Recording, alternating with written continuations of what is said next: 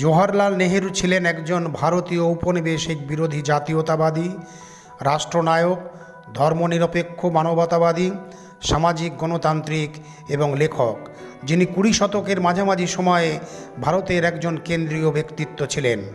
নেহেরু 1930 থেকে 1940-এর দশকে ভারতীয় জাতীয়তাবাদী আন্দোলনের 1947 সালে ভারতের স্বাধীনতার পর তিনি 16 বছর ধরে ভারতের প্রধানমন্ত্রী ছিলেন।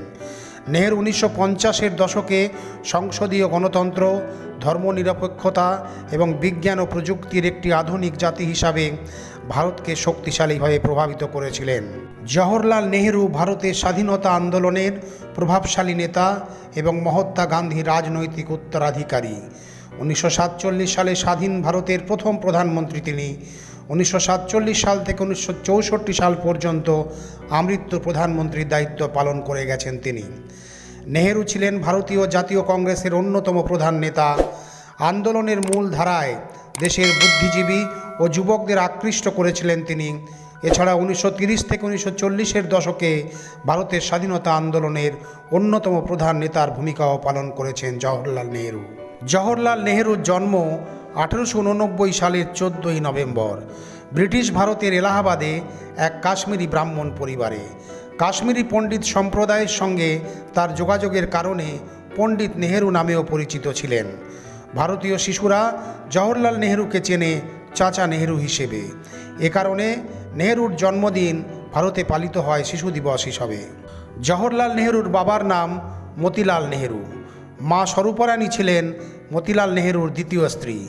জওহরলালের বড় বোন বিজয়লক্ষ্মী পণ্ডিত ছিলেন জাতিসংঘের সাধারণ পরিষদের প্রথম নারী সভাপতি ও ছোট বোন কৃষ্ণা নাম করেছেন লেখক হিসাবে। কৃষ্ণা তার ভাইকে নিয়েও বেশ কয়েকটি বই লিখেছেন। জওহরলাল নেহেরুর পরিবার ধনী ছিল। বাবা তাকে পড়াশুনোর জন্য ব্যক্তিগত শিক্ষক রেখেছিলেন। ছোটবেলা থেকেই নেহেরু বিজ্ঞান ও ধর্মতত্ত্বে আগ্রহী হয়ে ওঠেন। 13 বছর বয়সে পারিবারিক বন্ধু অ্যানি বেসান্তের থিওসফিক্যাল সোসাইটির সঙ্গে তার পরিচয় ঘটে। 1907 সালের অক্টোবরে কেমব্রিজের ট্রিনিটি কলেজে পড়তে যান নেহেরু। ন্যাচারাল সায়েন্সে স্নাতক সম্পন্ন করেন 1910 সালে। রাজনীতি, অর্থনীতি, ইতিহাস ও সাহিত্য নিয়ে পড়াশুনো করতে থাকেন এ সময়। স্নাতক শেষ করার পর নেহেরু লন্ডনে গিয়ে ইনার টেম্পলে আইন পড়তে শুরু করেন। এ সময় তিনি ফ্যাবিয়ান সোসাইটির পণ্ডিতদের সঙ্গে গবেষণা চালিয়ে যান। 1917 সালে থিওসফিস্ট অ্যানি বেসান্তের গ্রেপ্তারের পর নেহেরুকে অল ইন্ডিয়া হোম রুল লিগে যোগ দেওয়ার জন্য পাঠানো হয়েছিল।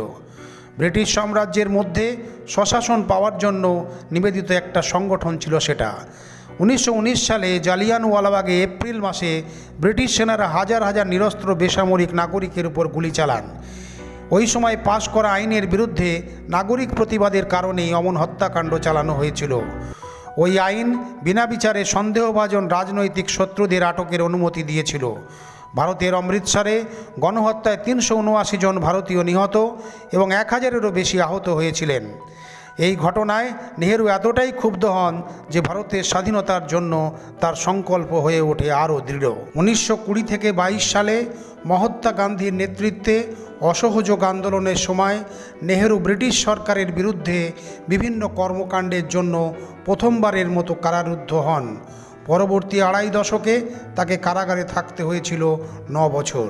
দ্বিতীয় বিশ্বযুদ্ধের সূচনার সময় ভারতীয় নেতাদের সঙ্গে আলোচনা ছাড়াই জার্মানির বিরুদ্ধে যুদ্ধে ভারতের অংশগ্রহণের ঘোষণা দেয় ব্রিটেন। এই ঘোষণার প্রতিক্রিয়ায় কংগ্রেস সদস্যরা 1942 সালের 8ই আগস্ট ভারত ছাড়ো প্রস্তাব পাশ করেন এবং ব্রিটেনের কাছ থেকে রাজনৈতিক স্বাধীনতা দাবি করে ভারত। পরের দিন ব্রিটিশ সরকার নেহেরু, গান্ধীসহ কংগ্রেস নেতাদের গ্রেপ্তার করে। 1947 সালের 15ই আগস্ট ভারত স্বাধীনতা অর্জন করলে নেহেরু স্বাধীন ভারতের প্রধানমন্ত্রী হন। সদ্য অর্জিত স্বাধীনতা উদযাপনের মধ্যেও ছিল যথেষ্ট অশান্তি। কাশ্মীরের নিয়ন্ত্রণ নিয়ে বিরোধসহ পাকিস্তান ও ভারতের পৃথক রাষ্ট্রে বিভক্তির পর জনগণ বাস্তুচ্যুত হয়েছিল। প্রাণ ও সম্পদহানি হয়েছিল কয়েক লাখ হিন্দু ও মুসলমানের। জওহরলাল নেহেরু তার 17 বছরের নেতৃত্বে সমাজতন্ত্র এবং ধর্মনিরপেক্ষতার পক্ষে ছিলেন। ভারতের শিল্পায়নকে উৎসাহিত করেছিলেন তিনি। কৃষি উৎপাদন বৃদ্ধির উপর দিয়েছিলেন বিশেষ গুরুত্ব। উচ্চশিক্ষা, বৈজ্ঞানিক ও প্রযুক্তিগত অগ্রগতিতে ভূমিকা রেখেছিলেন সুচিন্তিতভাবে। বিভিন্ন সামাজিক সংস্কার, যেমন ভারতীয় শিশুদের জন্য বিনামূল্যে শিক্ষা এবং খাবার, নারীদের জন্য আইনি অধিকার, সম্পত্তির উত্তরাধিকার, স্বামীকে তালাক দেওয়ার ক্ষমতা সহ বিভিন্ন আইনও তৈরি করেছিলেন তিনি। স্নায়ুযুদ্ধের সময় নেহেরু জোট নিরপেক্ষতার নীতি গ্রহণ করেছিলেন। 1956 সালে হাঙ্গেরিতে সোভিয়েত আক্রমণের নিন্দা করতে অস্বীকার করেছিলেন তিনি।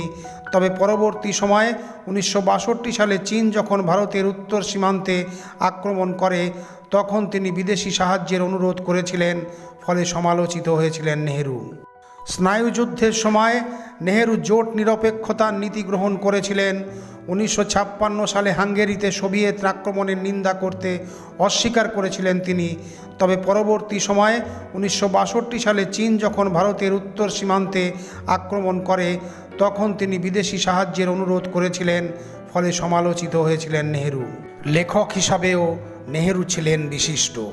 ইংরেজিতে লেখা তার 3টি বিখ্যাত বই, একটি আত্মজীবনী, বিশ্ব ইতিহাসের কিছু চিত্র এবং ভারত আবিষ্কার চিরায়ত সাহিত্যে মর্যাদা লাভ করেছে।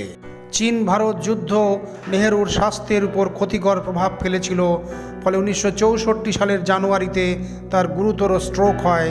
কয়েক মাস পর 1964 সালের 27শে মে পরলোক গমন করেন তিনি।